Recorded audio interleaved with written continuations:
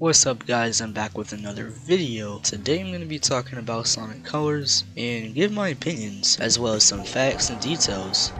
So to start off the video, let's talk about the gameplay.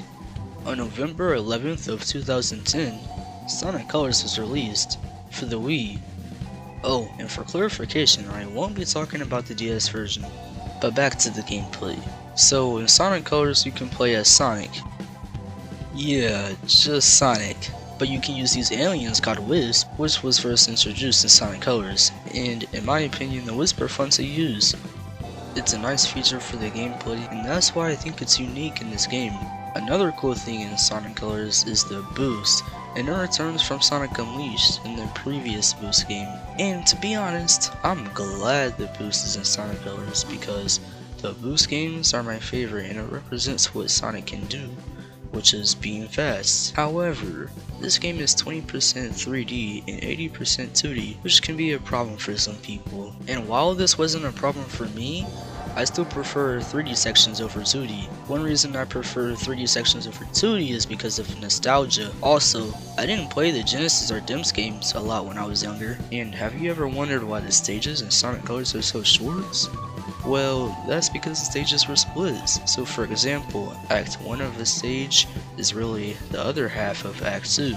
And the reason why the stages were split was because the game was too short, so they had to figure out a way to make it longer, and that's why that was their solution.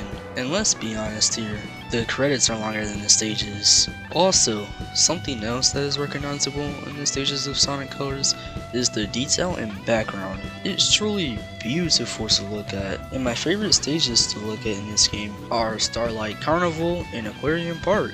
You can also tell the game developers really put a lot of time into this game. And as for the level design, I personally think it's good. And while some of the 2D sections are a bit weird and not fun at times, for the most parts, the game does a good job with the level design. Now when it comes to the reviews for Sonic Colors, well, they're great! To be specific, this game got a 78% from Metacritic, a 4.2 out of 5 from Common Sense Media, and an 8.5 out of 10 from IGN. Yeah, and that's from IGN, so you know the right approach was made with Sonic Colors. Also, in this game there are many hub worlds, which is fine with me because it works and it's easy to navigate with. However, I do prefer the SA1 hub world if it's gonna be in a Sonic game, because it's very open, and the way you travel and navigate to get to different locations is cool and fun. But anyways, let's talk about the plot. Well, one thing to mention is that the story is lighthearted, and that's not a problem if the story doesn't make me cringe, but it does. What do you mean by that? First, Dr. Eggman opens up an amusement park in space.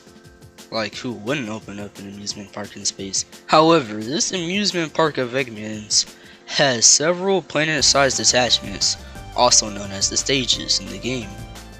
Then Sonic and Tails investigate because they're detectives now, and they meet Yacker Alien Wisp. After Tails invents a translator to communicate with the Wisp, they learn the Wisp have been enslaved by Dr. Eggman, and Eggman plans on using the energy that the Wisp have to take over planet Earth. And Sonic wants to save these alien Wisp creatures in space. Disclaimer, I'm gonna say Wisp a lot more. Sonic and the Wisp work with each other to shut down the generators linked to the amusement park.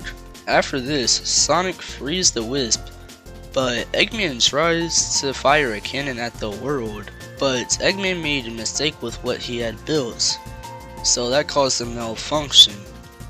Then Eggman uses the Nega Wisp because why not? And while Sonic and Eggman are in the battle during an amusement park exploding in space, Eggman's machine gets weaker and the Wisp escape from enslavement and help Sonic not die. Then Sonic and Tails never see the Wisp again. But wait! Why are the Wisp in Sonic Generations? Why are the Wisp in Sonic Lost World? Oh, and one last question. Why are the Wisp in Sonic Forces? But hey, all I did was just read the plot about Sonic Colors on Wikipedia. Now I want to get into the topic of Wisp. Wisp are species that come in different breeds, and because they come in different breeds, that determines their powers. Also, as a whole, Wisp are peaceful, playful, non-hostile, and friendly of nature. These Wisps don't possess the technology to speak of, and have an extremely minimal level of urbanized civilization, so it makes sense why Tails would build that communicator to talk with the Wisp. Wisp also have their own language, so they can speak to each other. Their life source is called Hyper-Go-On. It's a pretty weird name.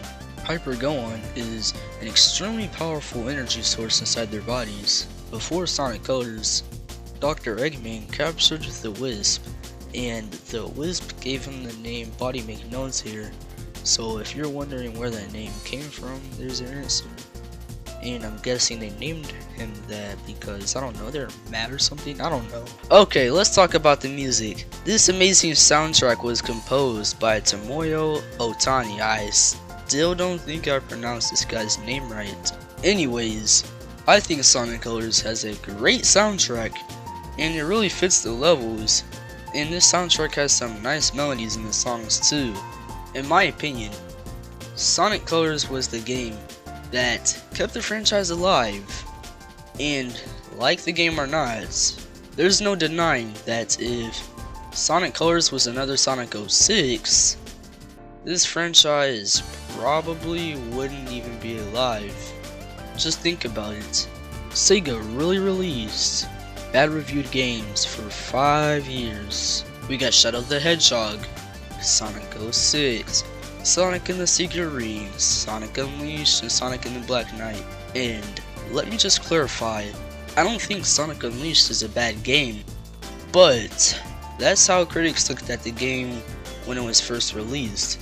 And back to my point, Sonic Colors helped out the franchise a lot, and it's crazy because Sonic Colors used to be loved a lot more when it was first released.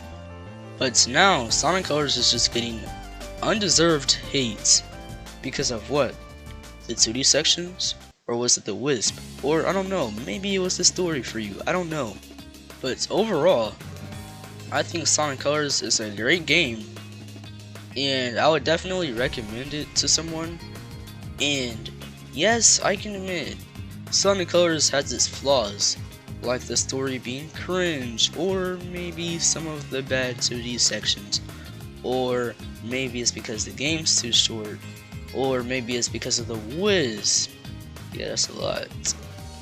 But besides the game's flaws, this game is really fun. But anyways, that's all I have to say, and peace.